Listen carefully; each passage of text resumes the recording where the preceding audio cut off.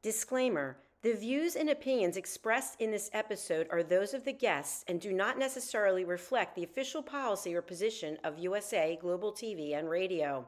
The content presented is for informational purposes only and is intended to foster open discussion and debate. Viewer discretion is advised. USA Global TV and Radio does not endorse any particular viewpoint and encourages viewers to seek out additional information and perspectives. Saving America with Dr. David D. Schein.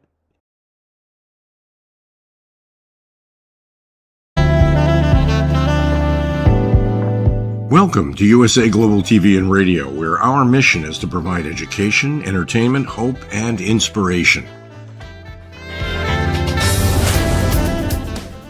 USA Global TV and Radio connects you with experts and audiences all around the world every single day to help you succeed in business and to live a richer life. Visit us at usaglobaltv.com to learn about career and life-changing training and mentoring programs like the Listening Mentor. Subscribe to our newsletter to stay informed about our special programs and offers. Discover how you can become a guest on one of our shows or a host or producer of a USA Global TV and Radio show of your very own. That's USA Global TV and Radio, where the doctor is always in.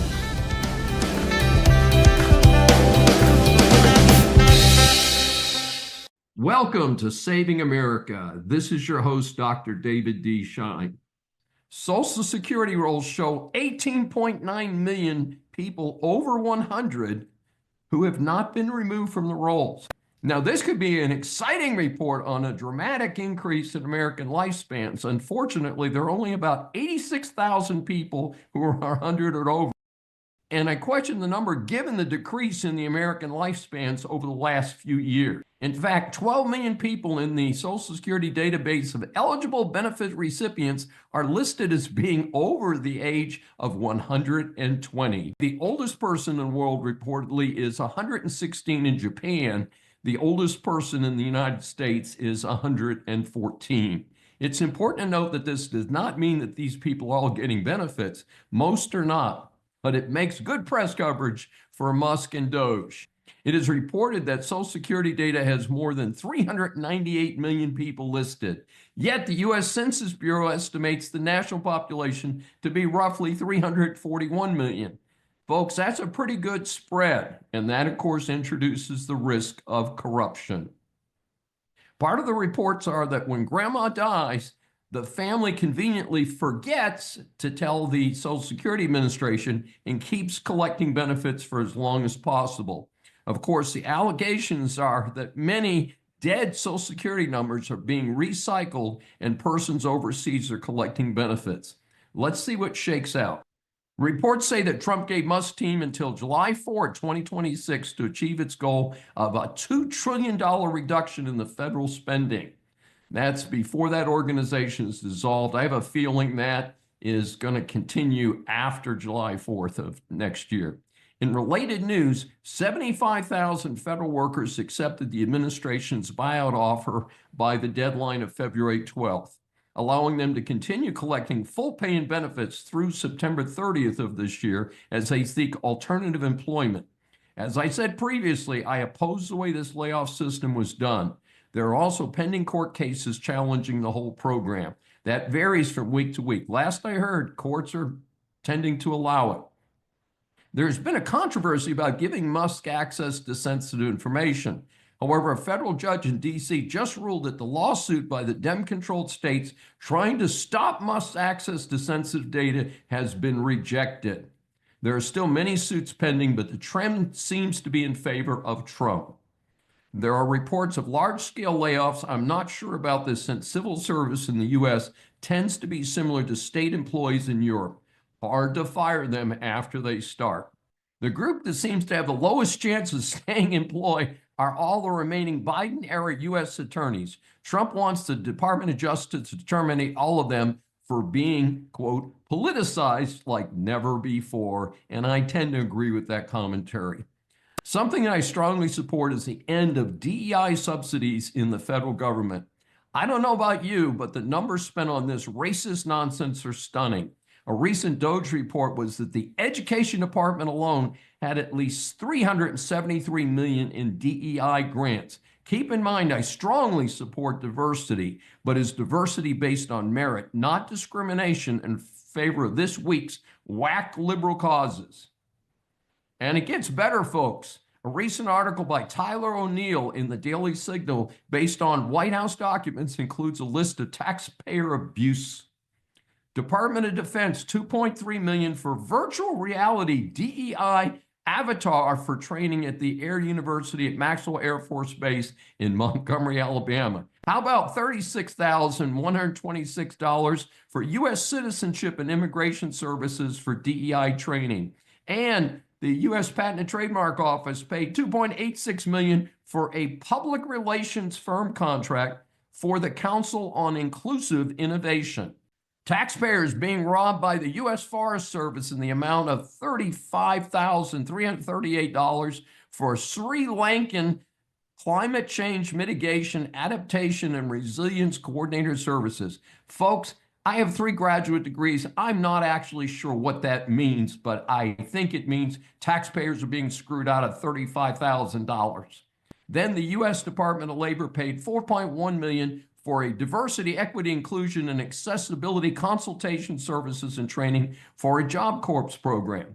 There's also been a lot of publicity regarding Doge and the U.S. Agency for International Development, USAID, which has promoted DEI overseas in conjunction with whack charities under the wing of anti-American George Soros. The Daily Signal article mentions that taxpayer abuse reaches at least $4.2 billion in just one example. Some have especially criticized the attack on USAID due to the original concept of buying friends around the world by helping with health, food, and other related positive things. If USAID stayed with that objective, the current criticism would not be happening. How about this, folks? $1.5 million to advance DEI in Serbia. $47,000 for a transgender opera in the country of Colombia. $20 million for an Arabic translation of Sesame Street. And of course, $2 million for promoting sex changes in Guatemala.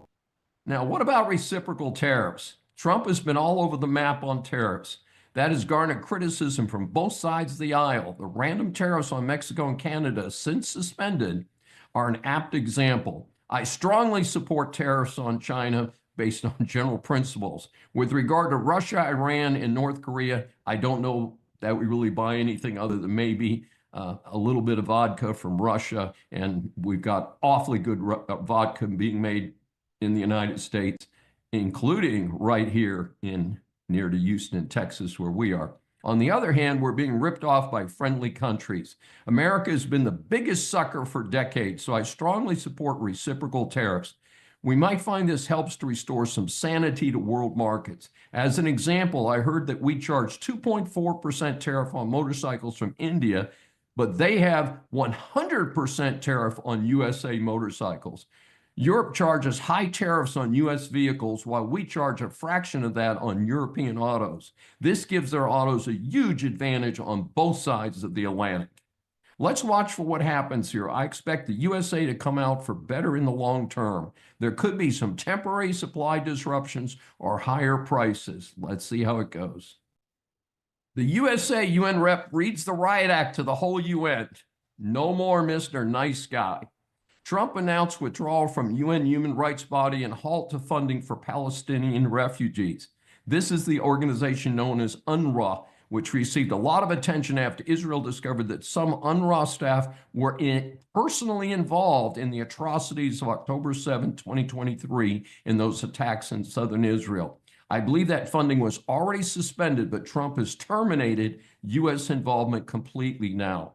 Trump also issued an executive order calling for review of American involvement in the UN Educational, Scientific, and Cultural Organization known as UNESCO, and a review of U.S. funding for the United Nations in light of the wild disparities in levels of funding among different countries. The United States, with the world's largest economy, pays 22% of the UN's regular operating budget, far in excess of our percentage of the world economy. I happened to catch a presentation by Ambassador Dorothy Shea on February 18th, and I was proud to hear her explain clearly why America was cutting back on its support of the UN. She emphasized the anti-Israel lean of the UN over the last few years and that it is unacceptable. This is in addition to agencies that are not keeping with American principles. Importantly, she mentioned the ridiculous situation where China, the second largest economy in the world, is still being treated as a developing nation. She also mentioned the abuse of international structures for political ends, including the International Court of Justice, ICJ, which issues advisory opinions as a way to pursue national agendas. The ICJ has been used by South Africa to accuse Israel of genocide. Unfortunately, the term genocide has been misappropriated to become an international slander. She also stated the following: we need to harness the power of artificial intelligence, but we must guard against strangling the development of AI with needless regulations. We must also be wary of attempts to use AI algorithms to rewrite history, surveil users, and censor speech. This is how America presents itself on the world stage now, and this makes a lot of sense to yours truly. An uneasy truce in the Middle East, war almost resumed. The terrorists in Gaza paused the return of hostages a few days ago. Trump threatened them and they began to comply again with the current truce. In an incredible documentation of the atrocities of Hamas, they returned 4 dead hostage bodies, little children and their mother. These terrorists deserve no quarter. They must be exterminated like the cockroaches that they are, and any person who can still claim to support Hamas or Gaza after seeing the dead bodies of little babies and their mothers should be in the insane asylums. This is not freedom of speech, that's depravity. Russia and Ukraine, what's the plan? While I think Trump is off to a pretty good start in his first month, the Russian invasion of Ukraine is not looking like a Trump success. He spoke with Putin and even talked about visiting each other's country. I spoke about this last week and opposed that. Then I heard reps from both countries would meet in Saudi Arabia. Well, maybe that is good, but Zelensky then pops up and wants to know where is his seat at the table. That's a darn good question, folks. Trump added insult to injury by then referring to Zelensky as a dictator without elections. I caution Trump that Zelensky has a 57% approval rating in his own country. Trump makes it sound like Ukraine invaded Russia when nothing could be further from the truth. I do agree that Biden squandered our tax dollars in its failed support of Ukraine, but the solution is not to surrender to Russia after Ukrainian people have suffered so much and fought so hard. Notice, Russia claims it wants to have a better relationship with the United States, and it sent 167 drones to attack Ukraine the next night. This is not going to end well if Russia does not behave itself, and Trump needs to let them know that in no uncertain terms. Certainly, Europe should be putting more into the defense of this allied neighboring country than the USA, but that was under Biden. There's a smarter path forward, in my opinion. This is very much a questionable early stumble of the Trump foreign policy. Let's see how it goes. Why a rash of plane crashes as fares hit record levels? As someone who flies frequently, I'm now worried about the safety of flying in the United States. This is not related to Trump's cuts to the FAA and other agencies. Frankly, the DC swamp is a boondoggle. Time for deep cuts. At the same time, this in no way impacts who is in the control towers around the USA. The new Trump administration claimed that the country is short on air traffic controllers by as much as 1,000 due to a DEI approach under Biden.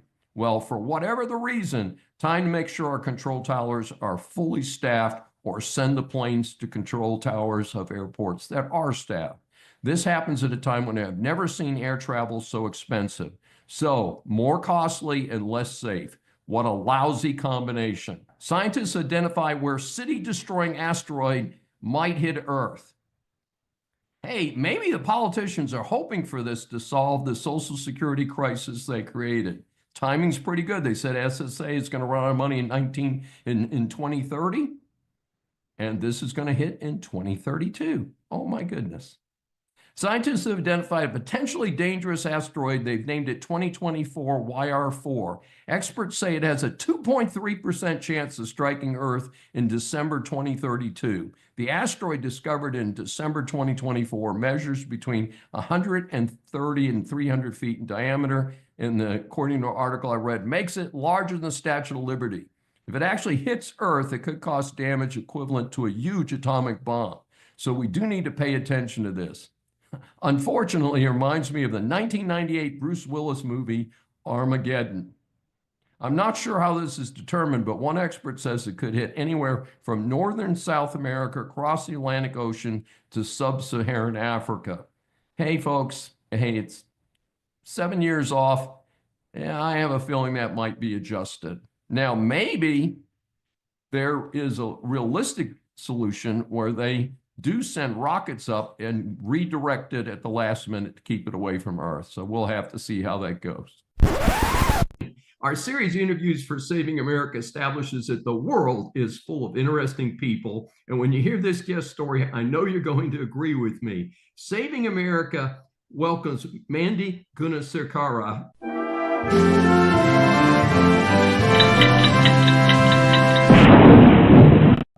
She's a veteran environmentalist, attorney, energy strategist, and communicator. She was chief of staff at the U.S. Environmental Protection Agency during the Trump administration. She was involved in one of the more controversial acts of the Trump administration. She was the architect of withdrawing the U.S. from the flawed Paris Accord. And we're going to ask her about that.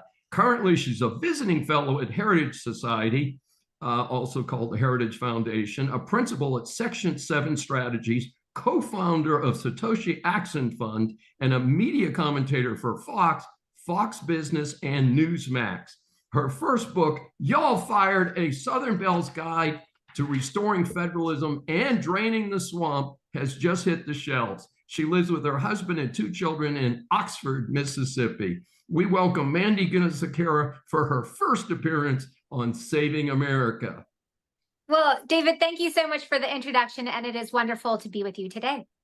Well, thank you so much. As you know, we ask our guests 3 questions. So reaching back into your recent past, explain to our audience what the Paris Accord was about and why it was important to extract the United States from it. Well, it was a really big deal because it sent not only a message to the world that President Trump was going to shift his focus and put the interests of the United States first, he also made clear to the voters that the days of promising one thing on the campaign trail and then doing something different when you get to Washington, D.C. were over. And really getting out of the Paris Climate Accord was a key part of this. Recall, during the Obama administration, all of the UN delegates and the climate conference attendees, they dealt with an administration that would apologize for American excellence.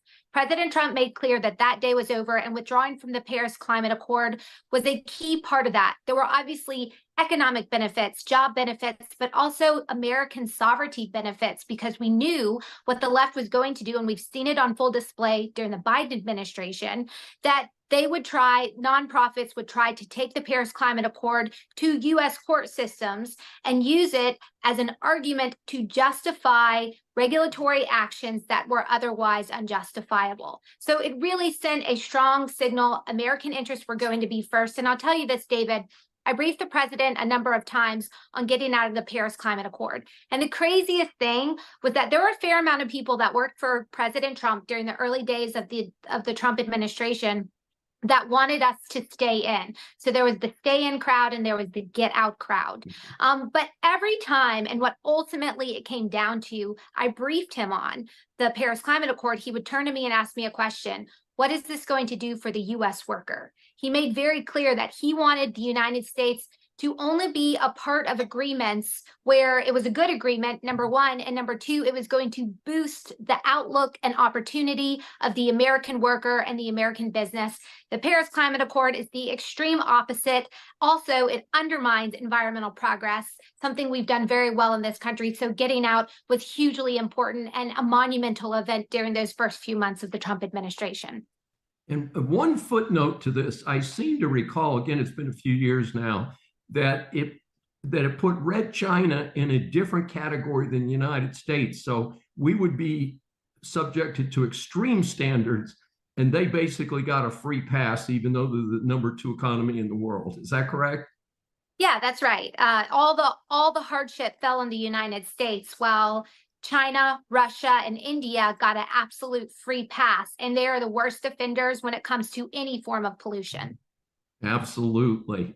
Fascinating. So our number 2 question, your new book has quite a title. I'll say it one more time. Y'all Fired, A Southern Belle's Guide to Restoring Federalism and Draining the Swamp. So what's this book about? I think I've got an idea.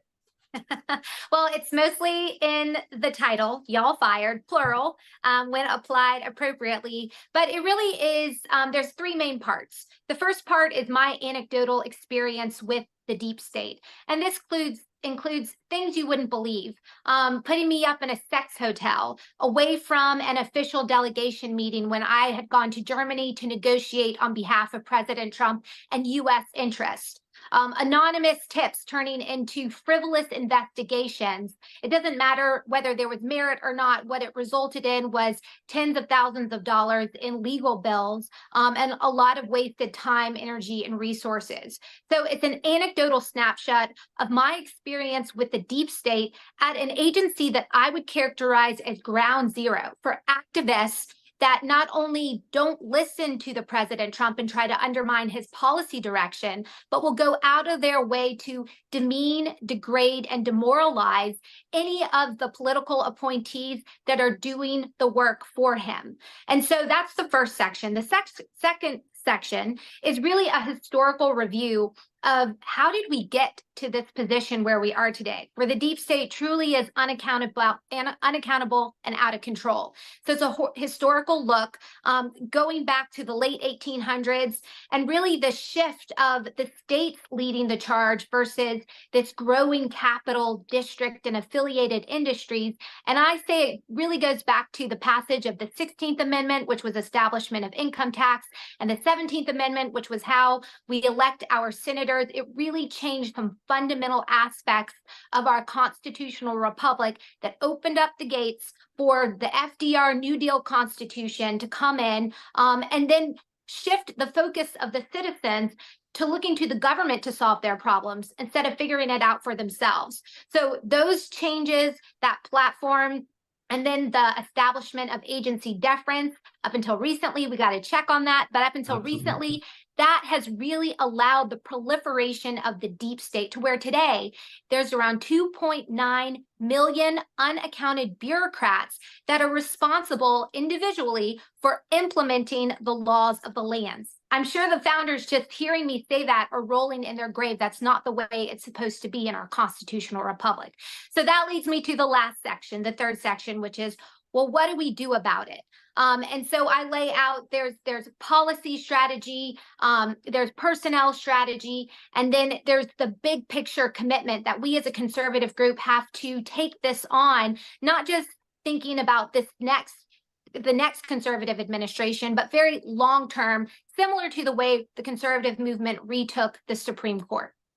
Absolutely. And by the way, for our audience, I have a Business Law 101 out talking about the demise of the Chevron doctrine, which is what we referenced a few minutes ago. That meant if a bureaucrat said something, you had to go through the whole bureaucratic process before you could even go to court. And then when you went to court, the federal courts would say, oh, well, the federal agency said this. Well, clearly they must be the experts. And that was a judge-created doctrine. And I'm so glad that our U.S. Supreme Court, with 3 recent nominees, has helped to restore a little balance in Washington. Not a lot.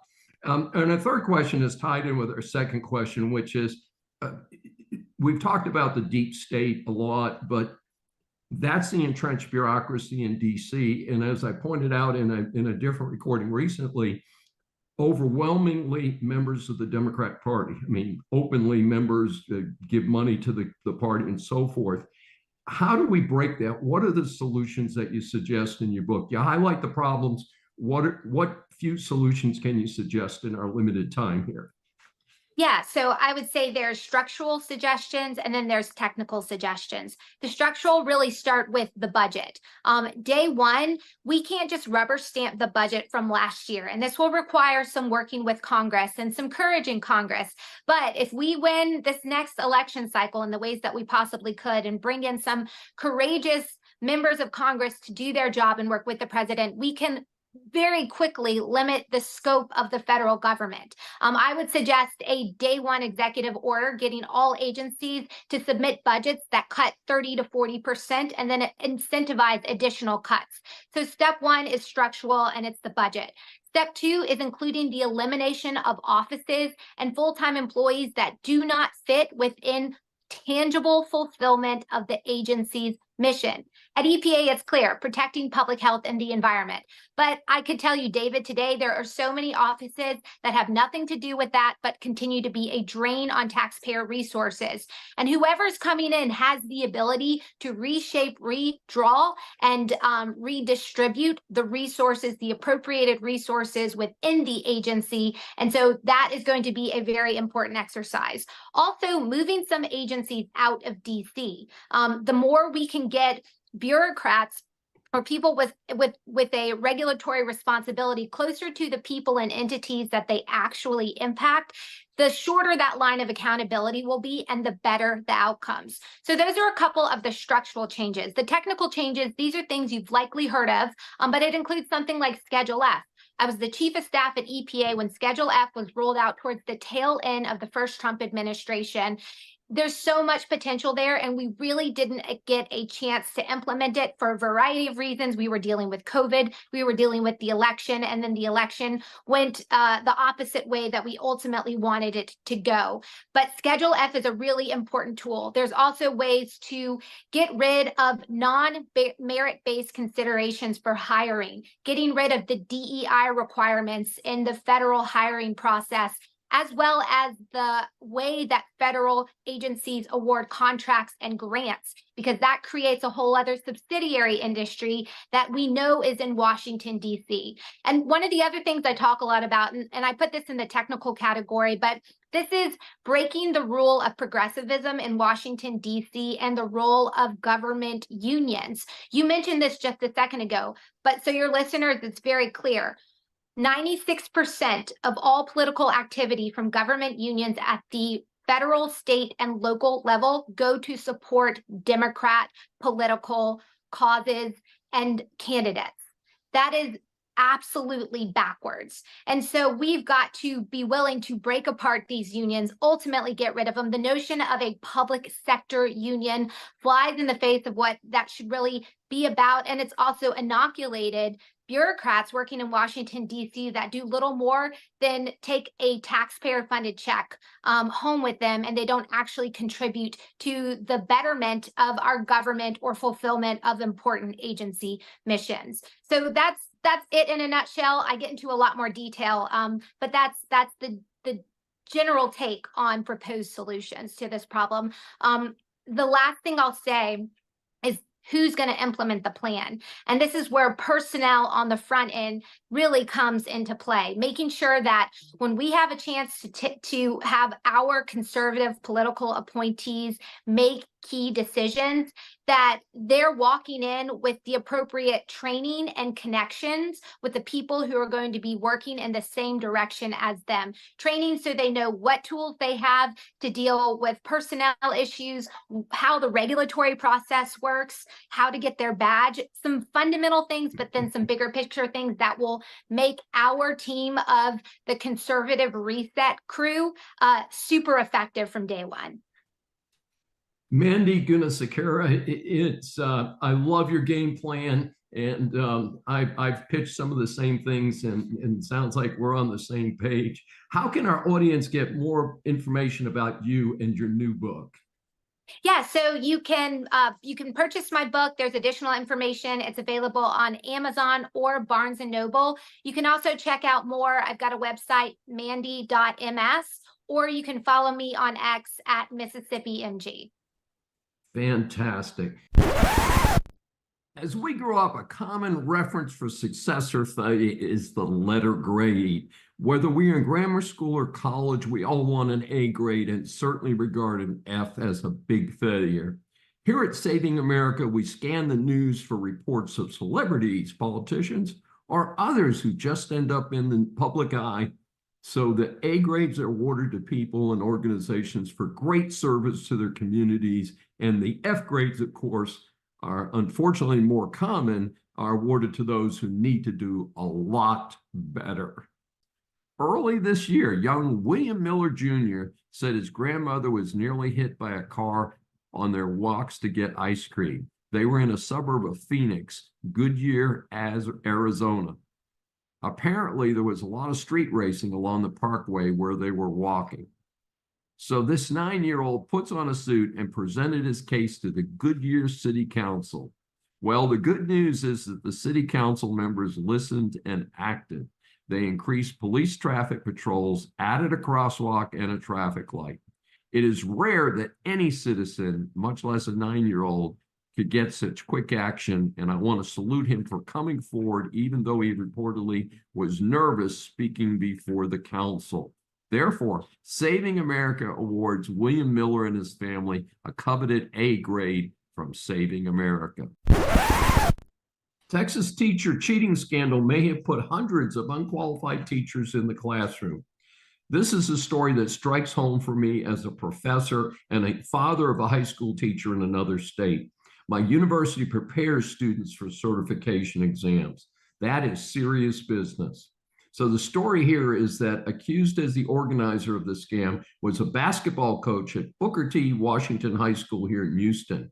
He may have made as much as $1 million by charging persons afraid to take or unable to pass licensing exams to be teachers. The reported testing fee was $2,500 a shot. Outgoing Harris County DA Kim Ogg announced this prosecution, indicating that the scam dates back to 2020.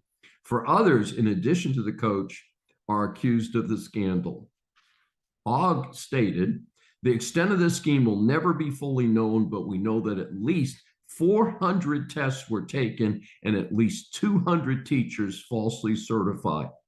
In Texas, we have what are called independent school districts.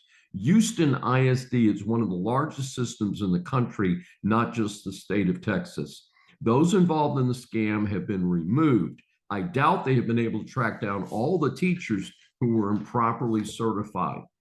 Those with information have been urged to call Crime Stoppers. The Pentagon failed its 7th audit in a row. The DoD annual budget is reportedly $824 billion, making it second only to paying the interest on the national debt for the U.S. budget. The report comes just in time for a change in leaders and the now famous DOGE operation to make government more efficient. The DoD claims it will have a clean audit in 2028. Nonsense. They need to have a clean audit now and certainly by next year. The report is done by departments and reportedly 9 passed, 15 had some issues, 1 received some type of qualified opinion, and 3 had no report at all. For the future DoD head access, let's start with every department passing the next audit. A quick additional note on the DoD, I hear reports that the new administration is reviewing court-martial charges against the military leaders who handled the international disgrace of the exit from Afghanistan. My response is too little, too late. I also believe that this was solely on Biden and his MIA DoD head, Lloyd Austin, both of whom already have their pink slips for January 20th. Clearly, a massive house cleaning across every government agency needs to take place in any event. If at all possible, I do want the Biden operation fully investigated, but that is separate from the military. Business students, business persons, or consumers, business law impacts much of what you do. This segment is designed to help you get past the headlines on key stories. Telegram says founder has nothing to hide from the French police. In a fascinating situation, the CEO and founder of the encrypted site Telegram has been arrested by the police in France. His name is Pavel Durov, and he is a French and Azerbaijani citizen. Russian-born Durov, age 39, is a billionaire and co-founded the app with his brother Nikolai. It is estimated that 1 billion people use this app. The latest update on the story is that Durov has been released on a bond of $5.65 million, which is 5 million euros. He will be forced to remain in France and will need to check in with the police twice a week. Telegram issued a public statement that Durov has denied that he has committed any crime. The issue is that the French are pushing is that the site is not moderating illegal activities allegedly taking place on Telegram. According to the Associated Press, French President Macron posted on X that his country is deeply committed to freedom of expression, but freedoms are upheld within a legal framework, both on social media and in real life, to protect citizens and respect their fundamental rights. Further, he said that the arrest is in no way a political decision. It is up to the judges to rule on this matter. I'm not on the site, although I've had some random contact from persons on those social media sites asking me to join them on the site. Similar to WhatsApp, Telegram is an encrypted site, so the idea is that communications on the site cannot be tracked backwards. I have declined all such invitations. Unfortunately, this may invite bad actors to use the site for illegal activities. The French authorities are upset because they claim that Telegram has not responded to requests for information on trafficking, online hate speech, and pedophilia crimes. They're accusing the platform of complicity in an administration of a platform enabling an illegal transaction in an organized gang. In France, this could carry a prison sentence of up to 10 years. Interestingly, U.S. authorities do not seem to be too concerned about such activities available to most Americans via something called the dark web. It is also unlikely that the American billionaires who own the major web browsers in the U.S. would face such prosecution here. I wonder if they might face similar charges if they now fly to France. Texas sues General Motors for allegedly violating drivers' privacy. A growing problem in our society is the collection of digital data from individuals without their explicit consent.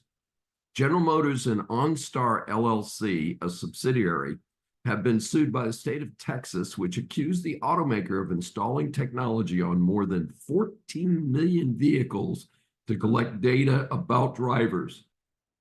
If that was used internally to make better cars, probably would be okay. However, in a suit filed by Texas Attorney General Ken Paxton, he claims that General Motors sold the data to insurers and other companies without the driver's consent. According to Paxton, the suit resulted from a probe into whether various automakers collected and then sold mass amounts of data without the driver's knowledge. Paxton said GM's data were used to compile driving scores assessing whether more than 1.8 million Texas drivers had bad habits, such as speeding, braking too fast, steering too sharply into turns, not using seat belts, or, interestingly, driving late at night. Insurers could then use the data when deciding whether to raise premiums, cancel policies, or deny coverage, according to Paxton. It would seem to cover millions of vehicles since he claims it has been installed in most GM vehicles since 2015. As soon as I saw this, I thought about the heavily advertised OnStar system, and indeed, Paxton said that the enrollment in this system was wrapped into normal auto purchasing and leasing paperwork, which, as many know, is usually many pages and not everybody reads every word. Paxton stated companies are using invasive technology to violate the rights of our citizens in unthinkable ways. Our investigation revealed that General Motors has engaged in egregious business practices and that violated Texans' privacy and broke the law. We will hold them accountable.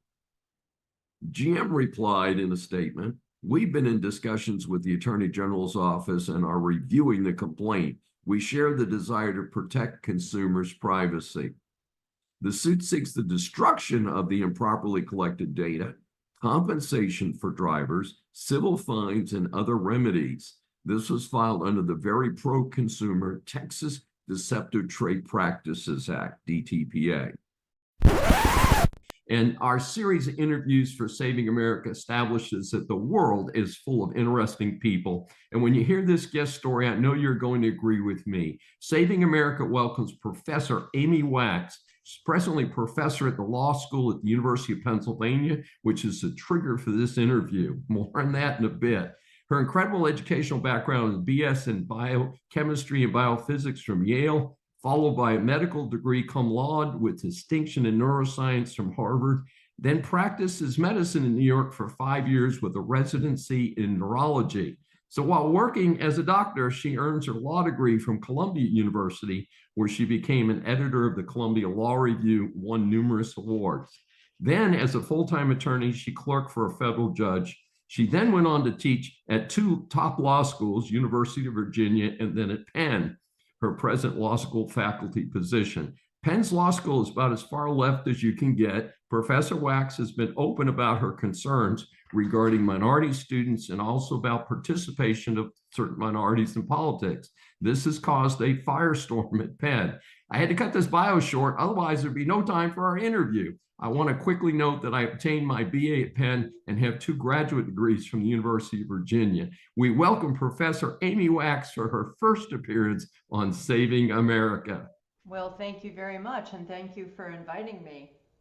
It's our pleasure. So, as you know, we ask our guests 3 questions.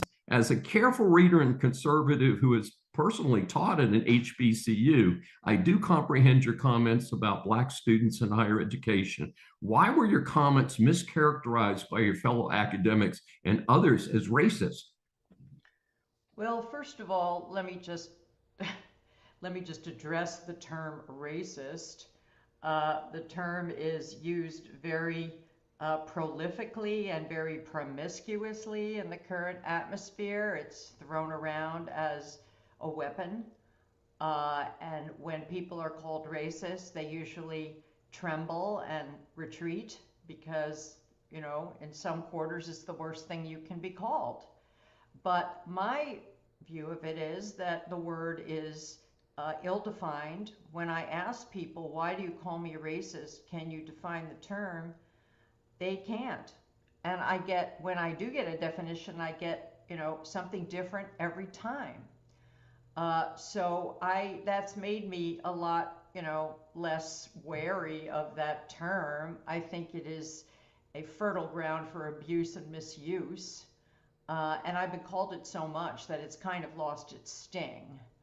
So I do not, you know, it depends on your definition. You know, am I a racist? Am I not a racist? I don't spend a lot of time worrying about that. I really have to tell you. I spend a lot of time worrying about the future of our republic. I spend time worrying about the quality and honesty and integrity of academia, about the decline of our civilization, about the abandonment of Western values, about the dilution of the meritocracy, which is a very important part of our strength as a country, as a high-achieving part of the globe. Those are the things that I worry about. So, you know, the racism label is something that just doesn't keep me up at night, I have to tell you honestly. And part of this was statistics, wasn't it, in terms of what exactly was the performance of different groups in your school? Is that correct? Yes, I mean, the point I was making, this was a conversation with Glenn Lowry, who is a Black professor at Brown, an economics professor, very intelligent man, very wide interests. One of his interests is obviously the future of Black America, affirmative action, how affirmative action works, what its consequences are. And we were talking about some of the downsides of affirmative action. One of the downsides, of course, is that Blacks are overplaced through affirmative action. Now, what do I mean by that?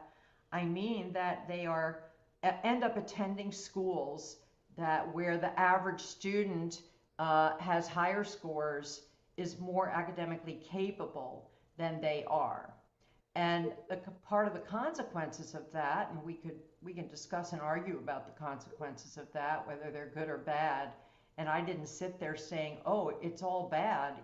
There's arguments to be made on both sides. I said one of the downsides of that is that they struggle to do well academically. That's just kind of what you would expect, right? I mean, if you are someone with a 650 math SAT, which is actually pretty good, and you're put in a class where everybody has an 800, at MIT or wherever, you are going to face an uphill struggle. You are very likely you're going to probably not get an A, maybe not even get a B, because the course is geared to the 800 person. But if you went to a small college where the averages were in the 600s, you might actually paradoxically learn more. That's called the mismatch effect. That's different from the overplacement effect. The mismatch effect, which has been described, is that if you are overplaced, not only will you do relatively poorly, but you'll actually learn less than if you go to a place where you're well matched to the other people, because of, maybe there's a discouragement effect, or maybe it's all going to fly over your head. I don't know, but nobody really wants to look at it because they don't want to acknowledge it. Now, this is all a perfectly valid set of discussions and concerns about affirmative action, pro and con. As I tell my students, this is a policy question. Are we going to have affirmative action? So we ought to be able to discuss all of the aspects of it without becoming hysterical. But weirdly enough, these schools have decided that the proper tactic is to just bury and hide the truth, which is the, underachievement, so to speak, of a lower grade pattern of affirmative action admits. They think that somehow by hiding that, people aren't going to find out. Well, I have news for you. The law firms know it. The judges know it. The people whose maw we're feeding. We're an HR department for all these people, of course. They know it. They end up overplacing students anyway because they're under pressure to engage in affirmative action. But at the end of the day, it does not end very well. Because sooner or later the buck stops, as you know. But these are valid conversations. But it was quite strongly signaled to me through my dean bringing charges against me and other attempts to penalize me and sanction me that this could not be said on campus. Yes, I'm going to interrupt you there because I want to keep the interview short. And I know both of us are pressed for time, but I want to switch gears just a little bit because I'm going to come back around to your situation with UPenn. And again, we both have been there. You're there now. I was there. Parallel to the first situation that you encountered, you've made comments about Asians in America participating as Democrats rather than Republicans. Could you please share more about your position on this? Because this also got some flack, although it seems like a very innocent statement. Can you state that again? Which Americans? Sure. Asian Americans. Oh, Asian Americans, yes. I mean, so this was, people keep saying I said this on a podcast, which is not true. It was a discussion following a podcast with an Asian friend of mine, George Lee, who is a stalwart Republican and a stalwart conservative and is Chinese. And we were discussing the perplexity of why Asians vote so overwhelmingly for Democrats, as Jews do, of course, because it would not seem to be in their interest. Asians are meritocrats. They are very bourgeois. They're very law-abiding. They're very hardworking. They have, so many virtues. Their families are strong. And you would think that, a lot of what the Democrats are peddling would not be appealing to them. The lack of being behind law and order, the lack of interest in the meritocracy, their pushing of equity, some of their permissive policies wouldn't gel with Asians. So why do they all vote for Democrats? And we couldn't come up with a theory really that was entirely satisfactory. A lot of it has to do with immigration, with Republicans being identified with Christians, as being depicted as intolerant. I mean, there's all sorts of misconceptions and conceptions out there. But at the end of this interchange, I said, well, you know, as a Republican who believes in the core Republican values, my view is we're better off with fewer Asians as long as they're voting for Democrats, because they're going to push the country, I think, in the wrong direction. There are other cultural reasons, I think, why we shouldn't be overwhelmed by Asians. It is a different culture. It is a more conformist culture. People say this to me all the time. Even Asians say it to me, right? They're not as concerned with, you know, liberties, rights, the First Amendment, free speech. They think it's like some fetish that white people have, you know, they should get over. It's just a different mentality. And all told, so this soundbite was lifted out of a much more complicated discussion. Like I was some kind of bigot, like I hate Asians. No, I have a lot of Asian friends. I'm thinking more generally about the direction of our country, about which party I think, you know, should be in control, and also my general penchant for immigration restriction. I am very much an immigration restrictionist, especially from non-Western countries. And you put it all together and you get this little sound bite that was like ballyhooed everywhere to prove that I am an evil person. Mhm. But And you have to linking read the that, actual exchange. Yeah. linking that to our third question, which is you get quoted, and a lot of people in the public eye get quoted on sound bites rather than in the Oh, context of what they said. And it's so unbelievable. I have you've run learned that the into, hard way. Yeah. as I called it, a firestorm at UPenn, which is a very probably one of the most liberal schools, probably the 10 or 12 most liberal schools in the country, though it's getting harder to use that identity because there's been such protest on relatively small schools and remote schools. But a report I read said you were offered $50,000 to reach a compromise with Penn, but you turned it down. Why did you pass on the deal, and what has happened to you with regard to the Penn administration or the Penn Law School administration? Well, this has to do with, you know, the fact that they did impose a penalty on me. It was quite a severe one, frankly, financially. Well, first of all, they're going to suspend me for a year. As I tell people, I have no idea what that means. I think it means I don't teach for a year. But then cut my salary in half for a year, my base salary, my core salary, and then no more summer money ever. And if you put all that money together, and I teach for another 8 or 9 years, it's almost $500,000 that they are docking me, and that is serious money. Okay. Now, you know, as part of the negotiations, they were willing to let up on that a little bit, but the core of the financial penalty was still there. And they just threw in an extra $50,000, you know, because of the loss of my summer money, which is $50,000 a summer. A one-time payment that I was somehow supposed to placate me. Well, frankly, sir, that is chicken feed, okay?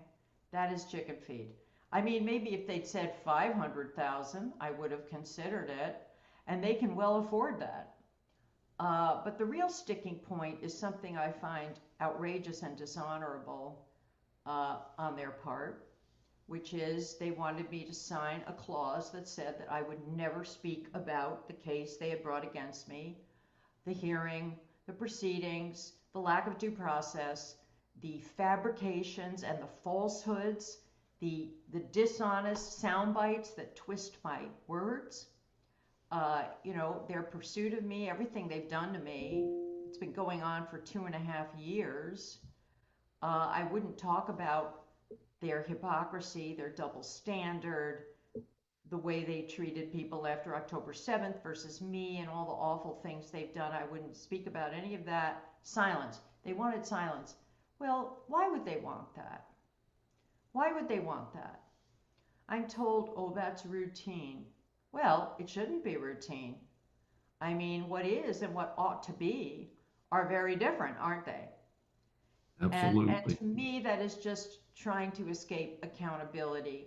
And a academic institution should be all about intellectual rigor, intellectual honesty, accountability. If you're going to do something to a professor, get out there and defend it in an honest way. Explain it. Go through the particulars. Don't hide behind, a muzzling clause or confidentiality. Confidentiality is supposed to protect me, not them. They don't want to talk about it. They don't want to worry about it. They don't want to have to explain it. Well, what good are they then? Why are they even here? Okay, they might as well go and work as stockbrokers as far as I'm concerned. And the students know it's bogus. The students fully understand that they are saying one thing and doing another. There are these regular sort of little ukases that come out of the massive bureaucracy that is Penn. Oh, we want people to be able to talk across difference, speak their mind, not self-censor. That is laughable. That is risible. It really is. It's ludicrous. It's so amazing. And we want to be respectful of your time. We so much appreciate it today. I have an hour for here, so I've allocated. Yep. How can our audience get more information about you and your career? You said you're on a lot of different sites. I found you on Wikipedia. Well, Wikipedia, I wouldn't trust. Wikipedia has gone off the deep end, lefty-wise. If they Google me and, articles, go on Google Scholar, which is an open website, or just Google me. I've done a lot of pieces lately because, law reviews won't publish me now that I'm a racist. On Law and Liberty, on the Claremont Review, on the American Conservative. There are these websites that I now have published a number of pieces on recently. Also, I've done a lot of podcasts recently. It's during the time that Penn has been bringing this case against me. It's been very time consuming, and I've in some ways been acting as my own lawyer. I've been working with a lawyer, but I've been very, very involved in what is said and what arguments are made, of course. And I used to be a litigator, and I'm the one who sort of has inside knowledge of what's going on. So that's been terribly time consuming. But I've done a lot of podcasts which are on YouTube with people like Glenn Lowry, Richard Hanania, other people, Louise Perry, people whose names, Luke Sheridan. I just did one with Ayan Hirsi Ali. There's a bunch. And there are more to come because people are now very interested in what's going on and asking me for interviews. I'm not sure that will yield anything because these private universities are hugely powerful, as you know. And it's very hard to hold their feet to the fire. They are a law unto themselves. It is a fascinating situation, and we do want to be respectful of your time. Professor Amy Wax at the University of Pennsylvania Law School, at least at the present time. Thanks for joining me for Saving America. If you have questions or comments, please find me on various social media sites. I'm Dr. David D. Schein, and I will see you next week. Welcome to USA Global TV and Radio, where our mission is to provide education, entertainment, hope, and inspiration. USA Global TV and Radio connects you with experts and audiences all around the world every single day to help you succeed in business and to live a richer life. Visit us at usaglobaltv.com to learn about career and life-changing training and mentoring programs like the Listening Mentor. Subscribe to our newsletter to stay informed about our special programs and offers. Discover how you can become a guest on one of our shows or a host or producer of a USA Global TV and Radio show of your very own. That's USA Global TV and Radio, where the doctor is always in.